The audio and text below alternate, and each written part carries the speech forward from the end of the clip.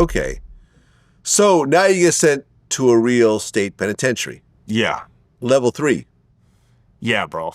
And if I had known, like in hindsight, I think if I knew what I was walking into in state prison, if I could have taken the same amount of time in the feds, I'm not sure I would have. I'm not sure I wouldn't have taken the fed time instead, right? But anyways, whatever. So yeah, I'm in a state prison, and it's not like a California prison. It's not like going to Folsom or whatever. But the same kind of problems do exist, but just a little bit on a reduced scale. You know, so people got sliced up. There's a prison riot that breaks out at one point. Drugs everywhere. Gang banging. Yeah. Well, you said your first day there, you saw someone get killed.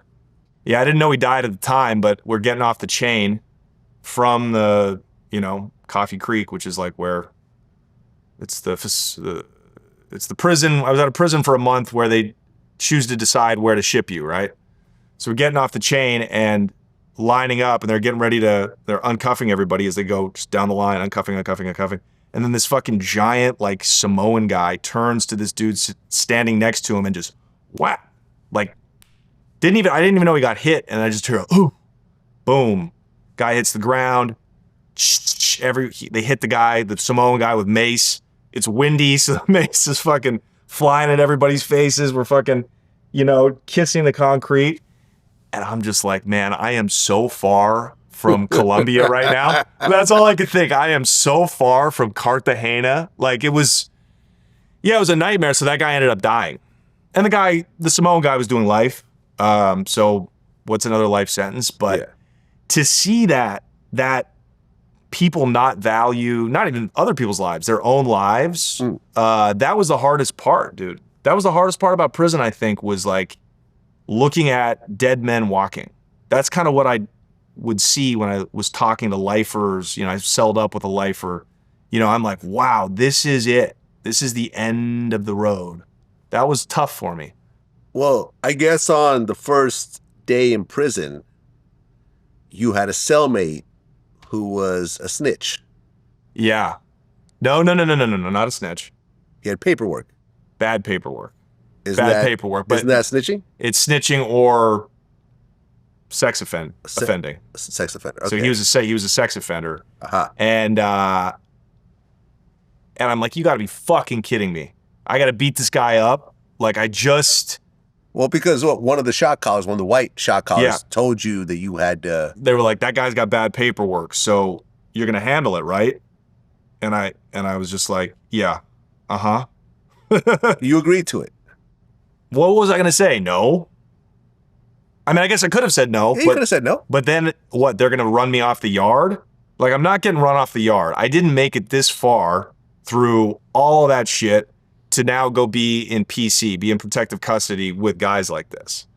So I was... Well, hold on. Why not? I mean, you're not a gangster. You're not a lifer. Right.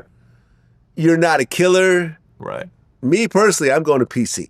Like, I'm not playing this gang game. I'm not going along with this. If I have to be in PC, sure, I'll be in PC. I know some of my friends like Boosie are like, no, I'm not going to be in PC. I'll be in PC.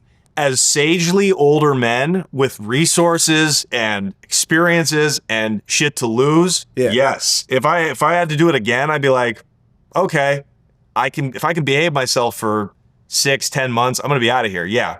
I don't care what these assholes think. Right. But at the time, like, there was this like hardened, grizzled, like, pride that had built up in me. Plus, I was like, I'm just going to go in and give this guy like a 2-piece and a biscuit, and then they'll have to ship him out.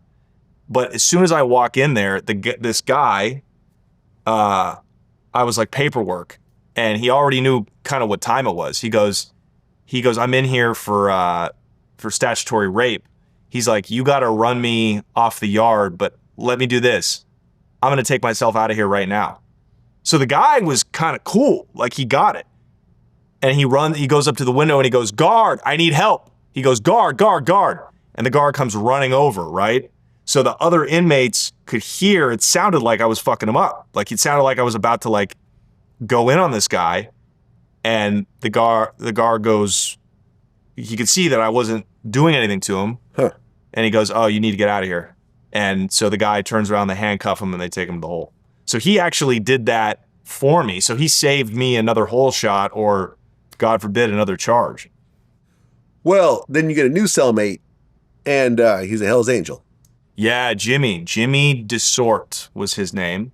James DeSort. You can look him up. I don't know if he's still living or not. And that was a trip. Yeah, now I'm locked up with like a shot caller, and he's the real deal.